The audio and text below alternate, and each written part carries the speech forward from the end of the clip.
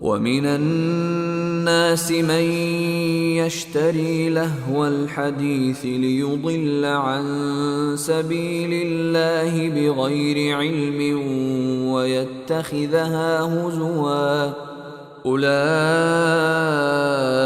لَهُمْ عَذَابٌ مُهِينٌ.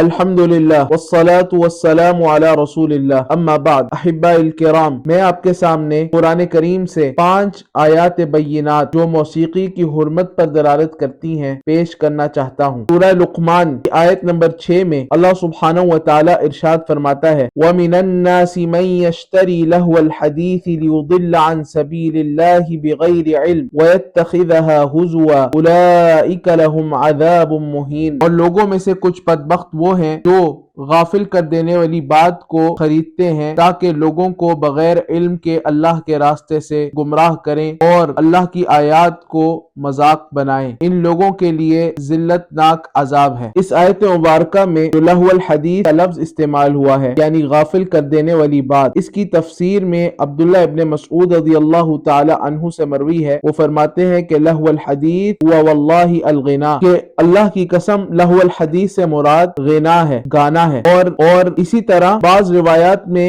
ان سے یہ بات بھی منقول ہے کہ انہوں نے کہا کہ اس سے مراد ہے الغنا، گانا. اور پھر کہا والذی لا الہ الا ہو، اس ذات کی قسم جس کے علاوہ کوئی معبود برحق نہیں. یرددها 3 مرات، انہوں نے اس بات کو 3 مرتبہ یعنی 3 مرتبہ اللہ رب العزت کی قسم اٹھا کر فرمایا کہ لہو الحدیث سے مراد گانا ہے. اس اثر کو امام حاکم رحمہ اللہ نے المستدرک میں بیان کیا ہے. اسی طرح ابن ابی شیبہ نے اپنی مصنف میں اور امام بخاری رحمہ اللہ نے الادب المفرد میں ابن عباس رضی اللہ عنہما سے لہو الحدیث کی تفسیر یہ نقل فرمائی ہے کہ اس سے مراد ہے هو الغناء واشباہہ، گانا اور اس سے ملتی جلتی چیزیں. عبداللہ ابن مسعود رضی اللہ عنہ اور عبداللہ ابن عباس رضی اللہ عنہما سے لہو الحدیث کی جو تفسیر مروی ہے یہ کوئی معمولی درجے کی تفسیر نہیں ہے بلکہ یہ حجت ہے اور اس کو قبول کرنا واجب ہے. اس کی 2 وجوہات ہیں. پہلی وجہ تو یہ ہے کہ جب صحابی کی طرف سے قرآن کریم کی کسی آیت کی ایسی تفسیر آئے جس کی تفسیر میں رائے کا کوئی عمل دخل نہ ہو تو وہ تفسیر مرفوع حکمی کے درجے میں ہوتی ہے، یعنی حدیث رسول کے درجے میں ہوتی ہے. تو جس طرح حدیث رسول کو قبول کرنا ضروری ہے اسی طرح صحابی کی ایسی تفسیر کو قبول کرنا بھی ضروری ہو جاتا ہے. دوسری وجہ یہ ہے کہ جب کسی صحابی کی بیان کردہ تفسیر مشہور ہو جائے اور صحابہ کے مابین اس کا کوئی مخالف موجود نہ ہو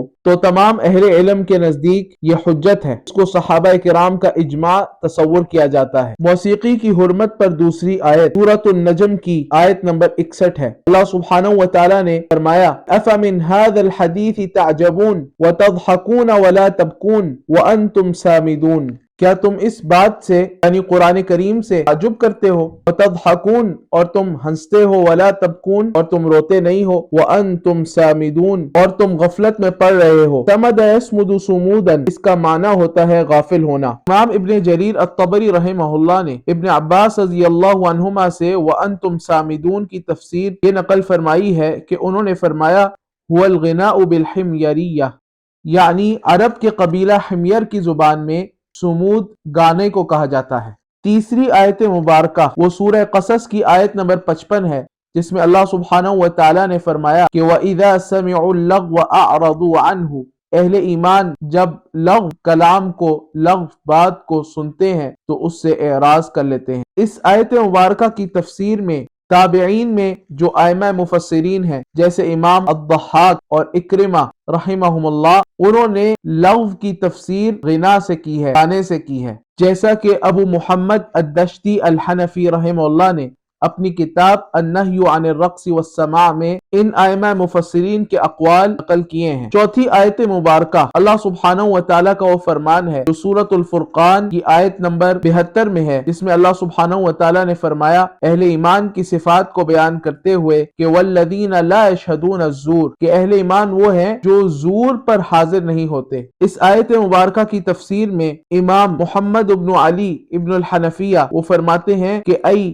لا یشہدون یشہدون الغنا، لا یشہدون الزور سے مراد یہ ہے کہ وہ غنا پر حاضر نہیں ہوتے، یعنی گانے بجانے کی محفل میں شریک نہیں ہوتے۔ اسی طرح کا قول امام مجاہد ابن جبر جو کہ مشہور تابعی ہیں ان سے بھی مروی ہے، جیسا کہ امام طبری رحمہ اللہ نے اپنی تفسیر میں اور ابن الجوزی رحمہ اللہ نے زاد المسیر میں یہ اقوال نقل فرمائے ہیں۔ پانچویں آیت مبارکہ سورۃ الاسراء کی آیت نمبر 64 ہے، جس میں اللہ رب العالمین نے ارشاد فرمایا وَاسْتَفْزِزْ مَنِ اسْتَطَعْتَ مِنْهُمْ بِصَوْتِكَ، اللہ تعالیٰ نے شیطان کو مخاطب کر کے کہا کہ تو بہکا لے مَنِ اسْتَطَعْتَ مِنْهُمْ، ان میں سے جس کو بہکانے کی تو استطاعت رکھتا ہے، بِصَوْتِكَ، اپنی آواز کے ساتھ۔ امام طبری رحمہ اللہ نے اپنی تفسیر میں، ابن الجوزی رحمہ اللہ نے تلبیس ابلیس میں اور امام قرطبی رحمہ اللہ نے اپنی تفسیر میں اس آیت مبارکہ میں شیطان کی آواز کی تفسیر غنا سے نقل کی ہے، یعنی شیطان کی آواز سے مراد ہے گانا، اور اس تفسیر کو ان ائمہ مفسرین نے مفسر کبیر امام مجاہد ابن جبر رحمہ اللہ کی طرف منسوب کیا ہے۔ گویا کہ قرآن کریم کی 5 آیات مبارکہ ایسی ہیں کہ جن میں صحابہ کرام اور تابعین اعظام کی تفسیرات کی روشنی میں موسیقی کی حرمت کو بیان کیا گیا ہے۔ اگر ہمیں